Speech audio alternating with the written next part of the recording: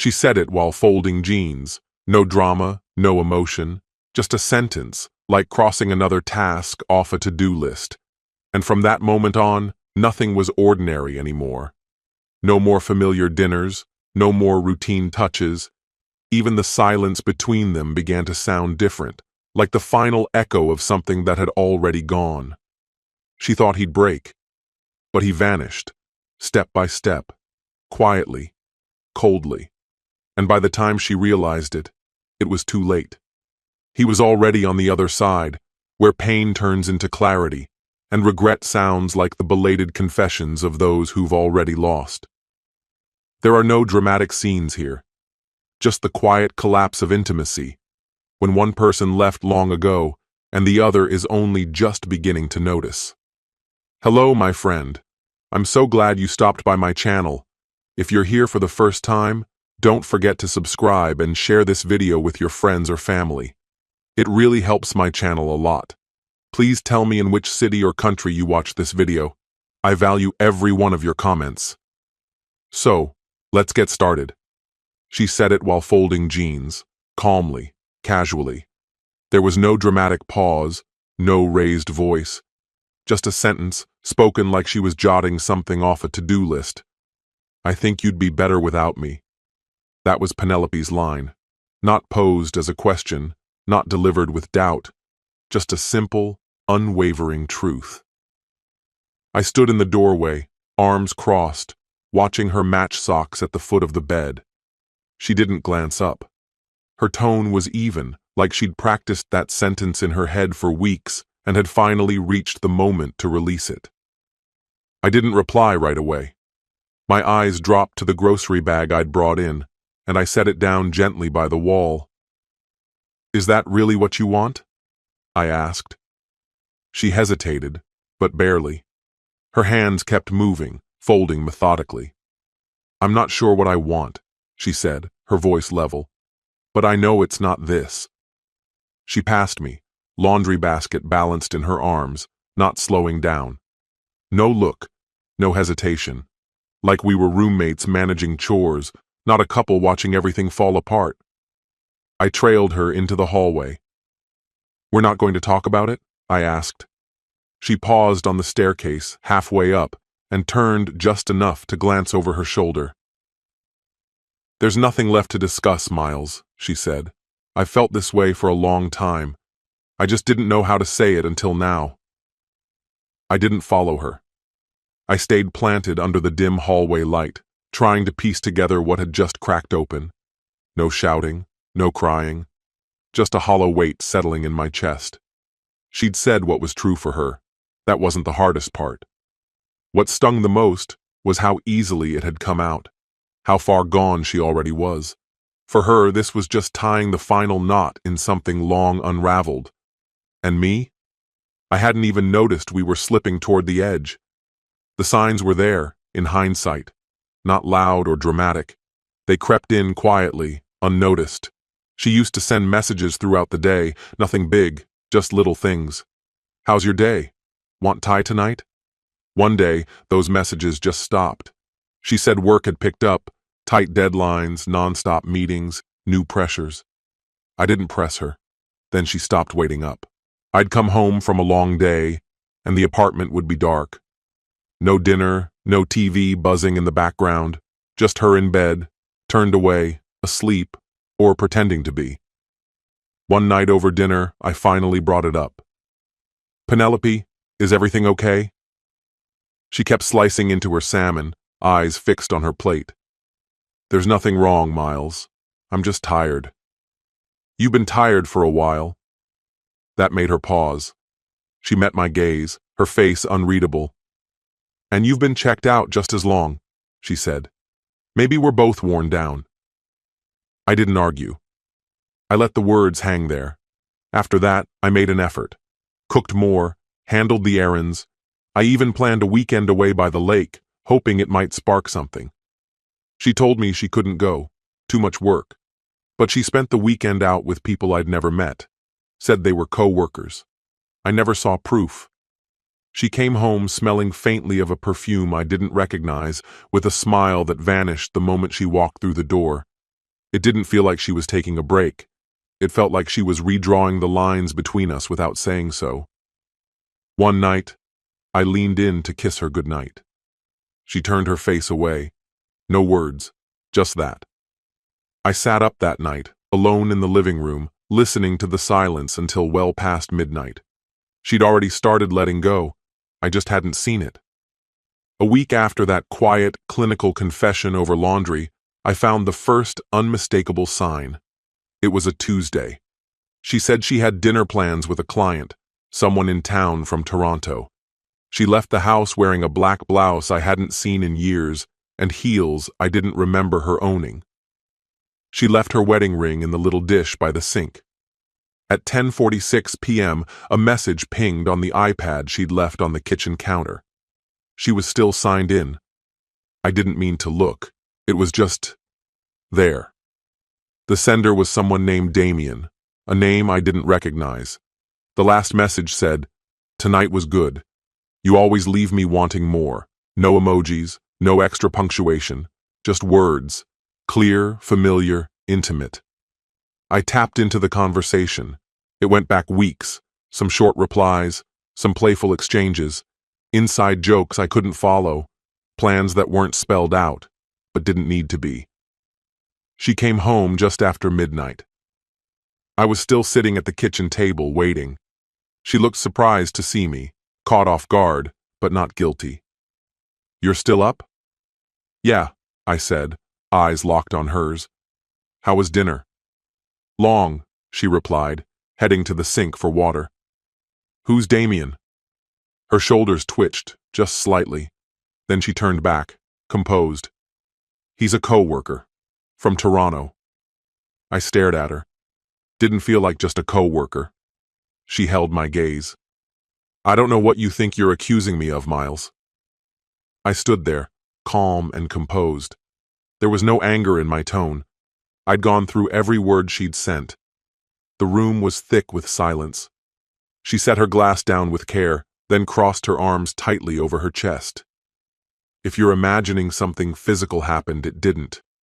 That's not the part that haunts me." Her eyelids fluttered slowly. "Then what is it?" she asked. "Was it the attention? The thrill of being seen? You just stopped needing any of that. From me." She didn't protest. No denial, no apology. Her response was steady. "You don't get to play the victim. You walked away first." That's when everything fell into place. She didn't regret her actions, only that she'd been exposed. And how do you fix what someone doesn't even acknowledge is broken? After that night, I let it go. I didn't mention Damien again. I stopped looking for answers. Instead, I began to retreat, subtly but deliberately. I no longer swung by the store on my way home. I stopped tossing her laundry in with mine. Slowly, I let the idea of us come apart. The dishes stayed where they were. I left unopened mail piled on the counter. On our drives, silence replaced conversation. At first, she seemed unaware, or maybe she chalked it up to another lull, one of those quiet stretches couples hit now and then. But on day 5, she finally asked, "Did you forget the gas bill?" "No," I answered, eyes on my coffee. I covered my share. A week slipped by. She texted from work. "Did you drop off the dry cleaning?" I left it unread. That night, she stood in the hallway, arms folded like a shield. "Are you ignoring me?" she asked. I brushed past her. "No," I said. "Just letting you handle your own obligations." That did more damage than any shouting match ever could. The next morning, she did her makeup like she used to, hairstyled, red lipstick, dressed for someone. But that someone wasn't me. That evening, she told me she was grabbing drinks with Lara from HR. But while she was getting ready, her phone lit up, twice. Damien. I didn't say a word. When she left, I turned off the porch light and locked the door. Around midnight, she knocked. I answered slowly. She stood there, expecting a fight. "Forget your keys?" I asked. Her eyes narrowed. "You've been acting like such an asshole lately." I gave a slight shrug, picked it up from a master. She didn't respond, just walked past me like I was furniture. But I could feel it, the shift beneath her steps. She'd assumed I'd stay still while she wandered. But now the ground was moving and she had no idea what was coming. I waited, quietly setting the stage. A new bank account, a lease, my name only, movers scheduled. I kept my voice level, gave nothing away. Then I made the one call Penelope never saw coming. Her cousin Eva and I had always been cordial, not exactly close, but friendly enough. I remembered something she'd once said at a family barbecue, standing next to me by the grill. Penelope falls for fireworks but marries the match. Back then, it didn't mean much. Now, it made perfect sense. Eva picked up on the second ring. Miles? I need a small favor. No drama. She didn't even pause. 2 nights later, we met at a coffee shop. I showed her the screenshots, texts between Penelope and Damien, calendar notes that didn't match the stories I'd been told. Eva exhaled deeply. So it's true. She claims it never crossed a line, I said. Eva nodded thoughtfully. With Penelope, it usually starts slow. I looked her in the eye. I'm not here to turn this into sides. I just want her off balance. How? Just drop Damien's name sometime, casually. Don't press, just enough to make her wonder how you found out. Eva raised an eyebrow. You want to shake her up? She's gotten too confident, hasn't she? Exactly. She needs to feel uncertain. Eva gave a wry smile. Always this calm when you're executing a plan? I didn't smile back. This isn't vengeance. I'm just flipping the switch. Penelope started shifting within 48 hours. She got home earlier, asked what I felt like for dinner, sat closer on the couch, laughed too loudly at nothing. I said nothing, just watched. A few days later, she asked, "Do you think we're okay?" My voice was flat. You tell me.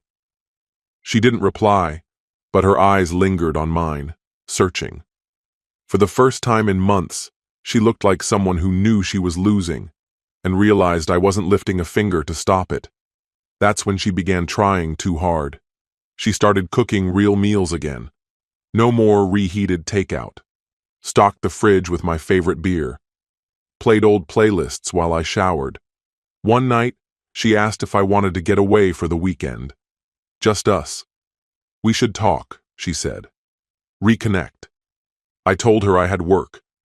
On the weekend? She asked. Since when?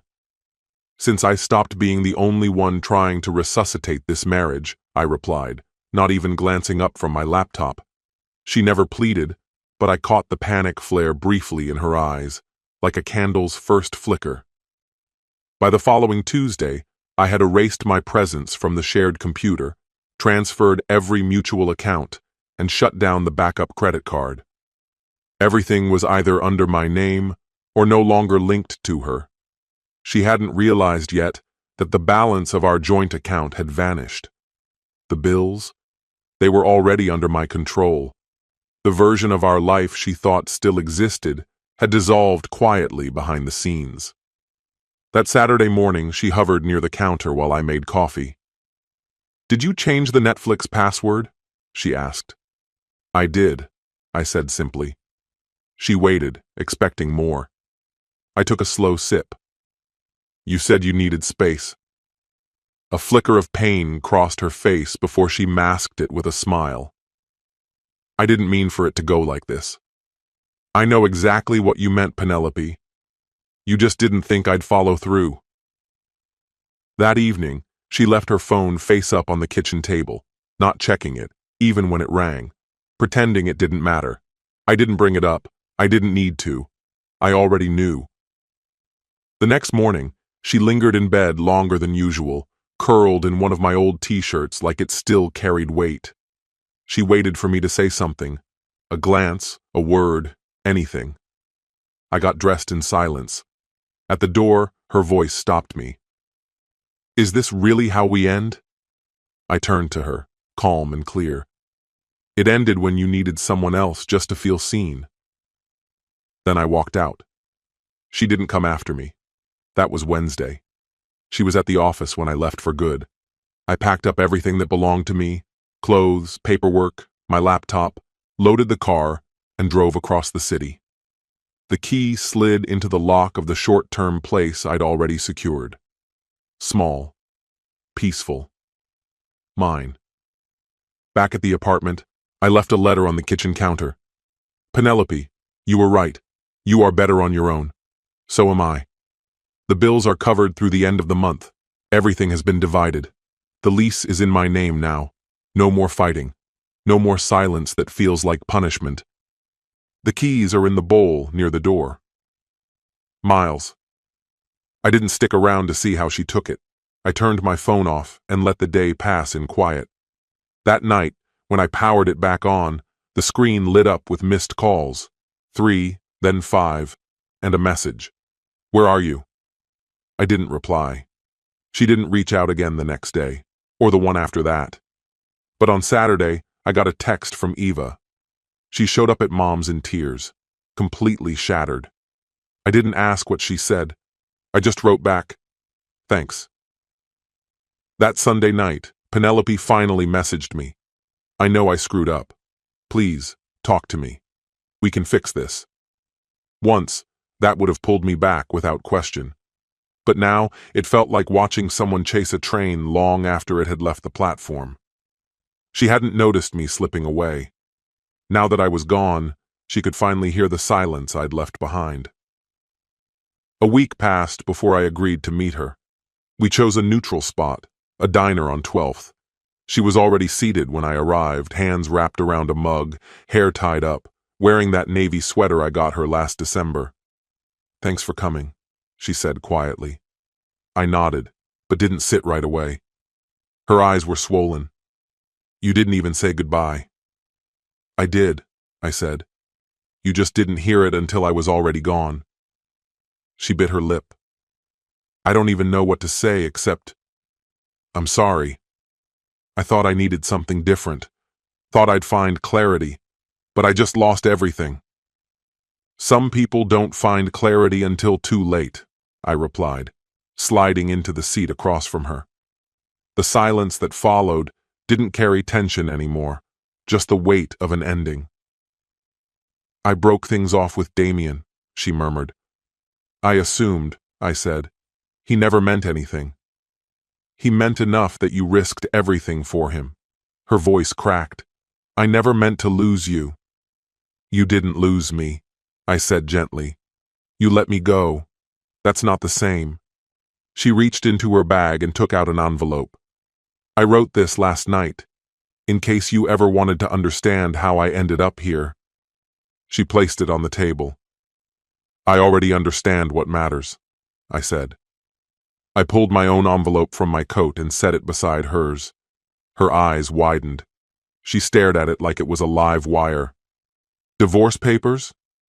I gave a single nod. She didn't cry right away, just held the envelope like maybe it could change something if she held it long enough. When she finally found her voice, it was barely audible.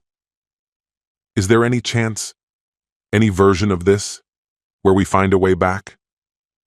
I rose from the booth. Maybe once, I said, but I was the only one fighting for us. Now I've finally learned to fight for myself. Tears welled in her eyes. Miles. I reached for my coat. Take care of yourself, I told her. You'll have to. Then I walked out. The door closed behind me with a gentle thud, final, quiet. She once told me I'd be happier without her, and now, I was. This story has come to an end. What's your opinion? Share it in the comments, my friend. And if you like this story, check out other exciting videos on my channel. I'll say goodbye until the next video. See you